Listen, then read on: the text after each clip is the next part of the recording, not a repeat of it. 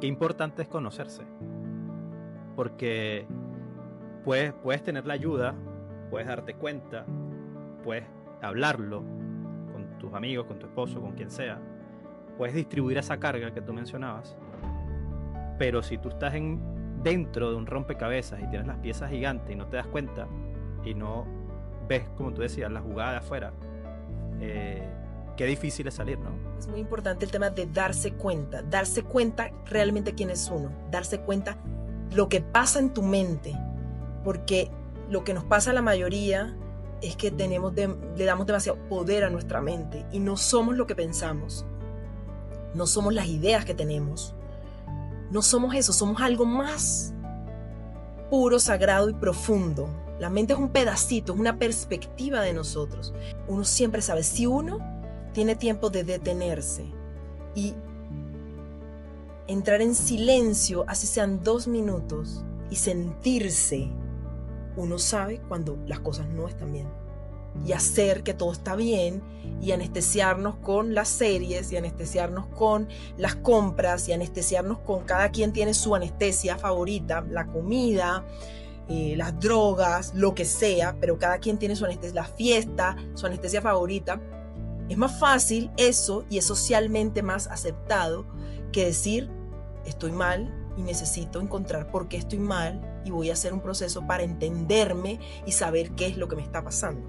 Y está bonito contarlo porque quizás de alguna manera la gente va a poder decir me pasa lo del insomnio, me pasa lo de la fiesta, me pasa lo de solo querer dormir y no querer hacer ninguna otra conexión con nada ni con nadie. La incomodidad y el desajuste interno no es un castigo, no es una maldición, es un llamado del alma a que tú subas de nivel, a que tú pases a otro estado, a que tú crezcas, a que tú subas un nivel de conciencia. Y eso requiere un trabajo que posiblemente va a ser doloroso. ¿En qué consistió el proceso? Porque, o sea, ¿cómo pasas de esa situación que tú decías que sentías que necesitabas tomarte un break? Porque hasta donde yo entiendo, ni siquiera es que te tomaste ese break, o sea, seguiste como afrontando esas balas, pero ¿cómo ese proceso te cambia y te vuelve al reconectar también con tu vida personal, porque tú hablaste de tu marido, de tus hijos, de todo, y también con el mundo laboral? ¿Cómo es eso y como qué tip también se podría dar para alguien que está pasando por una situación así? Lo primero es darse cuenta. Y yo me di cuenta ese Día de la Madre. O sea, ese Día de la Madre yo dije, estoy mal. O sea, estoy mal. Yo no puedo seguir así. Necesito encontrar una solución. Me demoré 3 meses en poder, del día que me di cuenta al día que hice algo real al respecto, pasaron 3 meses. El otro día estaba mirando, de hecho, como mis mensajes de esa época y me di cuenta que habían pasado 3 meses. En mi mente como que pasaron 2 semanas, pero realmente pasaron 3 meses, porque darse cuenta es integrar y reconocer sin vergüenza, me está pasando esto y necesito poder decirlo primero. Y lo primero que yo hice fue senté a mi esposo y le dije, me está pasando esto, yo no puedo con esta vida, no puedo con nada, me quiero morir literal, no sé qué hacer, estoy absolutamente triste, desconectada, yo no sé qué me está pasando, pero yo no puedo con esto. Hoy conversaremos con Sarina Ávila, que lidera el equipo de marketing digital en Falabella. Se puede traducir que has tenido grandes metas, equipos gigantes, reconocimiento profesional. Pero un día el cuerpo y la mente dijeron basta. ¿A quién no le ha pasado? En este episodio nos va a contar su historia de cómo se dio cuenta que estaba viviendo en piloto automático y qué hizo para salir de ahí. Bienvenida, Sarina, a Digitales Sin Fronteras. Gracias, Alejo. Gracias, Feli, por darme la oportunidad de estar aquí y contarles un poquito de mi historia. Todo iba bien hasta que el cuerpo se apagó. ¿Qué pasó? O sea, ¿en qué momento sucedió? Pasaron muchas cosas en muy poquito tiempo. Pasó la pandemia y yo pensé que había salido ilesa de la pandemia, pero yo creo que todavía estamos traumatizados todos de la pandemia, pero no lo hemos reconocido. Pasó la muerte de mi mamá, que se murió repentinamente en un accidente. Pasó que mientras mi mamá se murió yo estaba embarazada y tenía un bebé, estaba gestando un bebé, y entonces me tocó Literal me tocó porque no tenía de otra, gestar una vida mientras despedía una vida de una persona muy importante para mí. Y yo inconscientemente, porque la mayoría de las cosas que pasamos inadvertidas no lo hacemos conscientemente, es un mecanismo muy inconsciente del ser, me salté toda la parte dolorosa de todo eso que me estaba pasando. Yo dije, en este momento de mi vida yo necesito estar parada. Yo no me puedo aquí echar a la muerte, yo necesito llorar pero salir rapidito de esto porque yo necesito tener este bebé, me cambié de trabajo también, necesito asumir una responsabilidad nueva en un trabajo nuevo, necesito mantener como mi ritmo, tengo una hija adolescente, necesito estar para mi hija adolescente, necesito estar en un montón y ser un montón de cosas, pero lo que yo realmente necesitaba para mí no era una prioridad en ese momento, yo lo obvié. Y llegó un momento en donde el cuerpo y la mente me dijeron, no más. Yo siento que duré 2 años y medio distraída, distrayéndome a propósito, con todo lo que pasaba. Con el embarazo, compramos casa y remodelamos casa, con el trabajo nuevo y tenía que ver otros países y tenía que viajar. Y ahí uno está como distraído y el día a día te lleva. Y cuando ya la casa estuvo remodelada, ya el niño caminaba y corría y no necesitaba y no lo estaba lactando y ya el trabajo estaba andando y ya sabía que era como, ya me había adaptado, ya no había nada más con qué distraerme y ahí, como dicen en México, me cayó el 20. Ahí dije como, ¿qué me pasa? Ahí me comencé a dar cuenta que yo no me sentía igual que antes, que las cosas que me daban felicidad y yo disfrutaba en mi vida, no me daban ni frío ni calor. O sea, yo soy una persona que ha elegido ser mamá y que ama su maternidad y me descubrí observando a mi hijo jugar con mi esposo y yo no sentir absolutamente nada. Me descubrí recibiendo una casa que yo diseñé, planeé y verla toda hecha y no sentir absolutamente nada. Tener proyectos que eran exitosos y todo el mundo felicitarme y yo no sentir absolutamente nada. O sea, no sentir nada. Es como estar muerto en vida. Después de haberlo planificado, después de haberlo buscado, después de haberlo decidido, ¿no? Porque todo lo que me dices son decisiones. O sea, una casa, un cambio de trabajo, afrontar una situación de una pérdida y una llegada. O sea, son decisiones que en ese momento tomaste vacía prácticamente. Sí. Y cuando me di cuenta de eso, como el detonante, lo que sentí es eso, no siento nada. No siento felicidad, no siento tristeza, no siento dolor, no siento nada, todo me da igual. De eso me di cuenta un día de la madre. Fue como que todo el mundo me felicitaba y todo el mundo estaba feliz y yo escuchaba a todo el mundo felicitándose y yo decía, yo me quiero morir, literal. O sea, ¿yo qué hago aquí? Esto no tiene sentido. No le veo sentido a nada, no le veo sentido ni al trabajo que tengo, ni al rol que tengo como mujer, como madre, como esposa, como que todo me daba lo mismo. Y eso es súper doloroso. O sea, yo ahí entendí porque hay gente que decide quitarse la vida, porque es doloroso estar en este mundo sin sentir. Parte de vivir aquí significa sentirlo todo. Sentir felicidad y sentir placer y sentir también dolor y sentir también tristeza y frustración, pero cuando no sientes nada y todo te da lo mismo, ¿qué sentido tiene estar acá? Y me di cuenta que era momento de decir, no puedo con todo, no puedo con todo esto, no puedo con ser mamá, no puedo con ser la gerente de marketing digital de una compañía, no puedo con ser tu esposa, no puedo con ser nada, no puedo, necesito entender qué me está pasando. Y bueno, hice un proceso para entender eso y hay algo súper bonito que me di cuenta y es que cuando tú te saltas esas emociones incómodas, te comienzas a anestesiar, tú te anestesias. Y cuando te anestesias, la anestesia no va solamente para la parte incómoda, va para todo lo que sientes, va para tu vida. Entonces ahí es cuando tú comienzas a vivir en una vida que no te sabe a nada. Y si tú me veías desde afuera, yo me levantaba temprano, yo hacía yoga, yo meditaba, yo hacía ejercicio, estaba a las 8 de la mañana sentada en mi computador trabajando, yo me estaba leyendo un libro. O sea, funcionalmente yo me veía exactamente igual que siempre, pero no estaba exactamente igual que siempre. Estaba desconectada de la vida, totalmente desconectada de la vida. Yo lo que estoy entendiendo es que esta pérdida de tu madre fue lo que gatilló en un tiempo después que te dieras cuenta de otras cosas que también estabas apagando, o solamente fue la canalización de ese evento en particular la que te generó Yo creo que uno viene apagando cosas que no generan un impacto tan profundo, y cuando llega una bomba y uno no puede gestionar esa bomba, todo lo demás se suma y hace que sea una bomba nuclear. Había también como una separación mental de lo que era tu vida en la casa y de lo que era tu vida en el trabajo. Eran como dos roles separados. Desde la pandemia, ese rol para mí ha sido un solo rol mezclado y unido y revuelto. Y eso toma tiempo integrarlo y gestionarlo. Y uno se hace el de la vista gorda.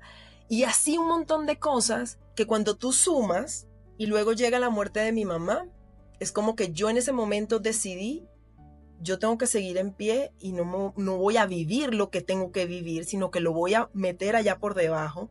Y es como cuando uno tiene una pelota en la piscina y tú la hundes. Si tú la hundes superficial, ella tiene una presión. Cuando tú la sueltas, sale de una manera. Pero mientras tú más la hundas más profundo, cuando salga, más grande va a ser la fuerza con la que va a salir. Entonces, eso mismo nos pasa cuando como que suprimimos nuestras emociones. ¿Cómo era vivir en ese piloto automático en el lado profesional, donde tienes que cumplir metas, donde tienes un equipo, donde tienes que también lidiar con temas personales de tu equipo? Llega pandemia, o sea, cuéntanos un poquito pero en el puesto dentro de Sodimac o en el puesto dentro de Falabella.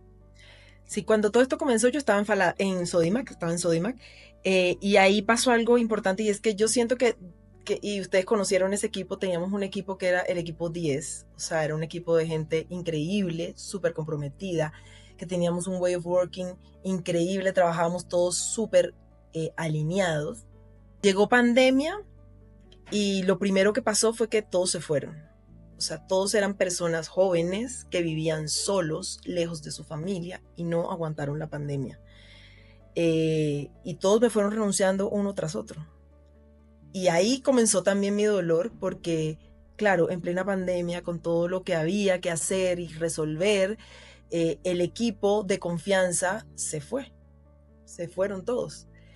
Y entonces, de alguna manera, yo traté como de rearmar el equipo, pero obvio, todos remotos, sin conocernos bien, sin tener como ese ADN del trabajo que ya habíamos formado con el otro equipo, pues se hacía cuesta arriba poder trabajar. Yo recuerdo que mucho tiempo en la pandemia yo comencé a hacer un trabajo menos de gerente y un trabajo más operativo, de meterme de cabeza en las campañas, de meterme a resolver temas, de meterme cosas que eso antes no se hacía con el equipo.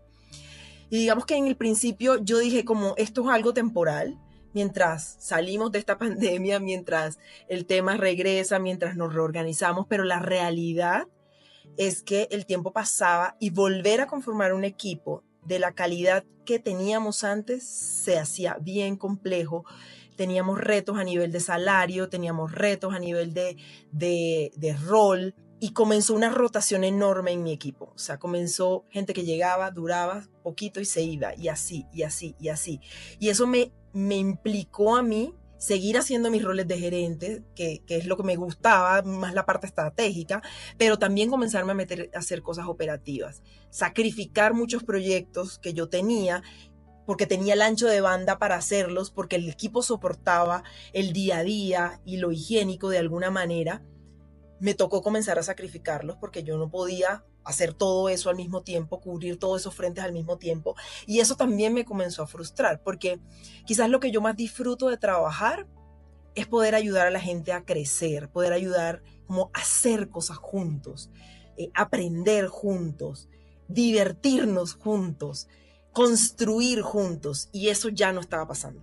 Y yo creo que todo eso que nosotros vivimos cuando trabajábamos juntos fue gracias al equipo que tenía. O sea, las cosas que yo podía hacer fuera del día a día, las cosas que podíamos pensar fuera de la caja, las cosas que podíamos cuestionarnos y experimentar hacer diferente, era porque el día a día andaba como un reloj y todos podíamos dejar que ese reloj funcionara y ponernos a hacer otras cosas y sentarnos a pensar y sentarnos a construir, a cuestionarnos. Eso ya no estaba pasando.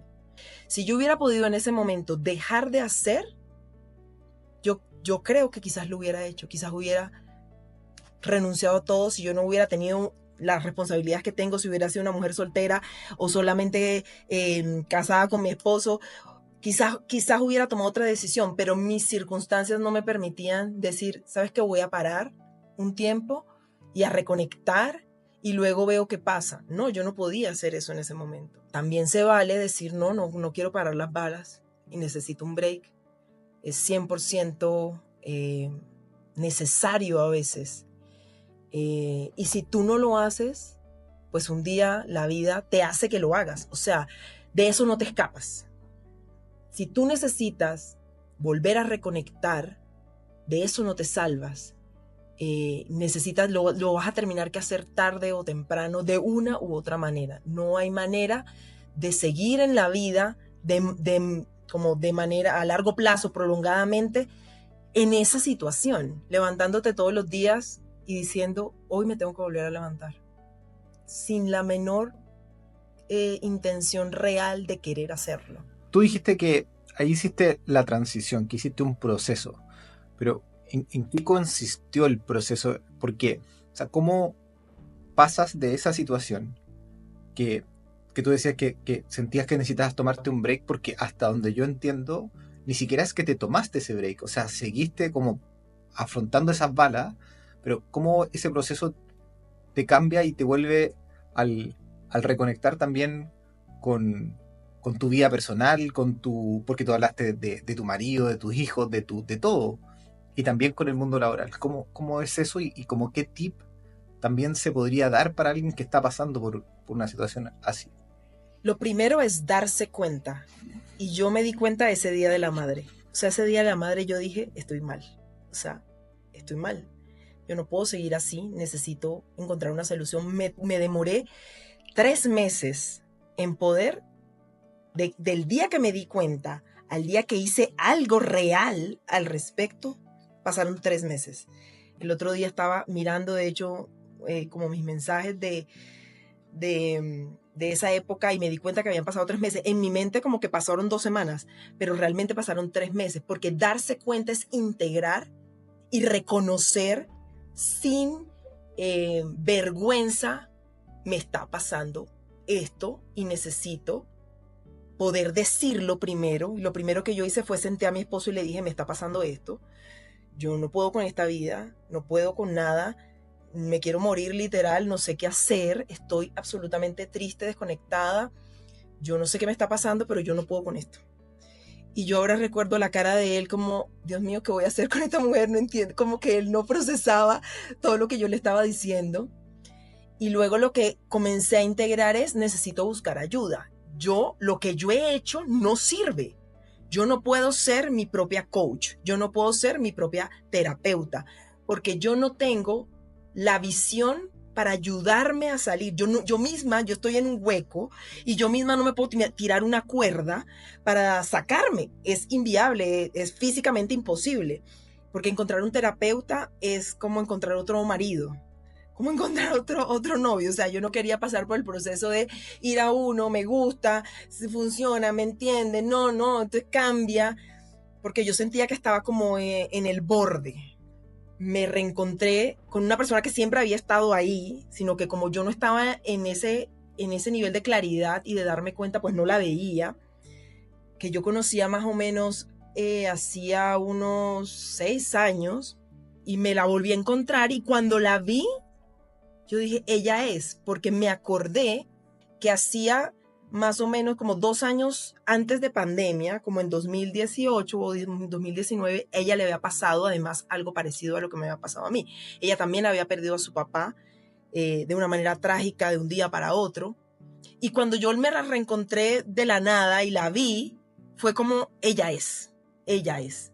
Y le hablé enseguida y le dije, mira, necesito que me des terapia, yo estoy muy mal, necesito ayuda, no sé qué terapia das tú, no sé cómo es tu proceso, no tengo ni idea, pero necesito que seas tú porque yo sé que tú me conoces, yo sé que tú has pasado por algo parecido a lo que quizás yo estoy pasando y necesito que seas tú.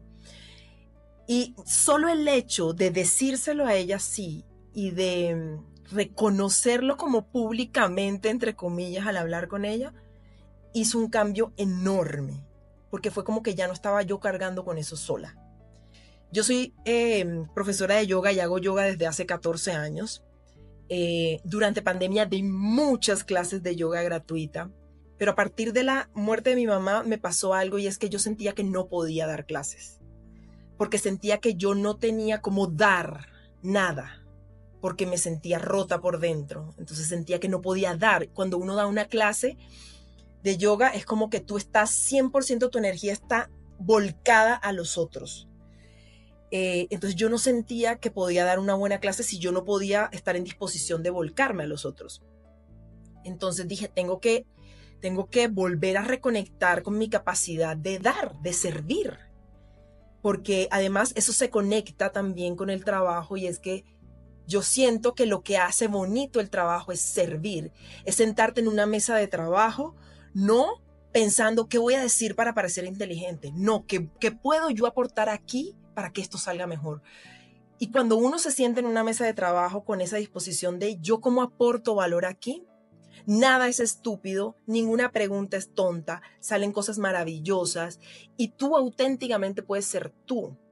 Cuando tú no estás en esa disposición de servir, tú estás como en una máscara y estás pensando yo cómo quedo bien, yo cómo digo algo inteligente. Entonces esa disposición de servir seguramente también se había visto afectada en el trabajo. Me puse súper así, yo nunca había hecho Kundalini Yoga. Conecté con una persona que es colombiana pero vive en Estados Unidos y es profesora de Kundalini Yoga y tenía en ese momento un programa específico de Kundalini Yoga y comenzaba como en una semana. Yo me inscribí, comencé y lo comencé a hacer y exactamente a la mitad del programa un día yo estaba durmiendo y me desperté como en la mitad de la noche con la claridad absoluta de que ya estaba bien y de que las cosas estaban distintas y de lo que tenía que hacer. Y a partir de ese día seguí con la terapia, seguí con el curso de Kundalini Yoga y a partir de ese día todo comenzó a ser una marcha hacia adelante. Comencé a sentirme físicamente mejor, comencé a sentirme emocionalmente mejor, comencé a sentirme espiritualmente mejor, comencé a conectar otra vez como con la sutileza de la energía de la vida, que hay belleza en todo. Pude entender que en la muerte de mi mamá había dolor, pero también había belleza, y que en esa belleza había un regalo maravilloso para mí. Y tuve como un despertar creativo, como que me nació una creatividad de un montón de cosas, tenía una claridad muy precisa de qué tenía que hacer con ese dolor, de cómo podía coger ese dolor y ponerlo a mi favor. Eso no quiere decir que me duela menos, me sigue doliendo que mi mamá se haya ido. Estas fechas, de hecho, del Día de la Madre para mí son fechas difíciles, pero es distinto, es como que yo siento que ahí hay una energía que está a mi favor y que yo puedo utilizar a mi favor. Entonces eso fue lo que comenzó a pasar, todo comenzó a cambiar, mi visión comenzó a cambiar porque comencé otra vez a conectarme con lo que me hace feliz, con mi propósito, que es servir en cualquier mesa en la que me siente, en el trabajo, en la casa, con mis amigos, en todo el tema de coaching que estoy haciendo ahora. Mi único propósito es servir. Qué importante es conocerse, porque puedes tener la ayuda, puedes darte cuenta, puedes hablarlo con tus amigos, con tu esposo, con quien sea, puedes distribuir esa carga que tú mencionabas, pero si tú estás dentro de un rompecabezas y tienes las piezas gigantes y no te das cuenta y no ves, como tú decías, la jugada de afuera, qué difícil es salir, ¿no? Entonces yo creo que sea el yoga, sea la bicicleta, sea el fútbol, sea lo que sea cocinar, qué importante es conocerse para lograr de que todos estos pasos que estamos hablando ahorita, que Sarina nos está recomendando, tengan un orden, posiblemente. El orden para cada uno es distinto, pero que tengan un orden. Es súper interesante todo lo que nos estás contando y que todos nos demos cuenta. Yo creo que al final y al cabo es eso. Y eso que tú dices, Alejo, es muy importante, el tema de darse cuenta realmente quién es uno, darse cuenta lo que pasa en tu mente, porque lo que nos pasa a la mayoría es que le damos demasiado poder a nuestra mente y no somos lo que pensamos.